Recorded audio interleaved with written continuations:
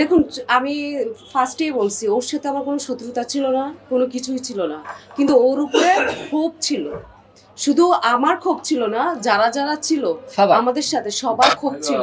কেন ক্ষোভ ছিল? কারণ সে একটা মেয়ে মানুষ ছিল, আমি একটা মেয়ে মানুষ ছিলাম। তখন আমরা চাইলে কিন্তু ঘষা মাজা দিতে পারতাম। ও যা শুরু করছে, ওকে এত করে বারণ করার পরও ও কিন্তু এগুলো কিন্তু কন্টিনিউ করেই যাচ্ছে। তো এখন সুযোগটা যদি করেই দেয়, ও এই সোয়ামনি তো আর সুযোগটা করে দিছে, ঘষা মাজার সুযোগটা। এটা সম্পূর্ণ ভিডিও ফুটেজ কিন্তু আছে। এখানে কোনো একটা মিথ্যে না যে হচ্ছে বানিয়ে বানিয়ে কথা বলা, সেটাও না।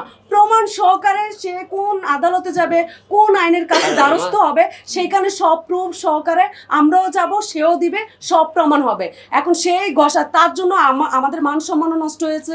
আমাদের সব জায়গা থেকে আমাদেরকে মানুষ বলছে এটা কে, যে এটা এই বড় বড় এটা কে, এমনি বলতো। আমার যারা পরিচিত আছে তারা বলে এই তো যে ঘষা মাজা, যে ডলাডলি দিতেছে। আবার অনেকে আছে বলতেছে এই ভাই আমার এটা একটু ঠিক করে দিতে পারবি। মানে বাজে বাজে ভাবে যারা আসলে যেভাবে নিচ্ছে, কারণ তারা বুঝে গেছে যে সে কোন কোয়ালিটির, ভালো কোয়ালিটির হলে তাহলে এইভাবে কেউ হচ্ছে আরেকজনকে প্রপোজ করতো না বা আরেকজনের কথা বলতো না। ও এগুলো শুরু করার পরেই হচ্ছে আমরা এত করে বুঝেছি ভাই তুই এমন করিস না। আচ্ছা যাক, এইটা নিয়ে যখন আমরা সংবাদ সম্মেলন করলাম বা বললাম যে হচ্ছে আমরা তো হিরো আলমের পক্ষ নিয়ে কথা বলবো। কেন পক্ষ নিয়ে কথা বলবো? কারণ হচ্ছে এর তো কোনো দোষই এখানে আমরা দেখলাম না। দোষটা তো শুরু করছে সে। এখন সেই হচ্ছে শুরুতেই হচ্ছে সবকিছু বিলিয়ে দিচ্ছে।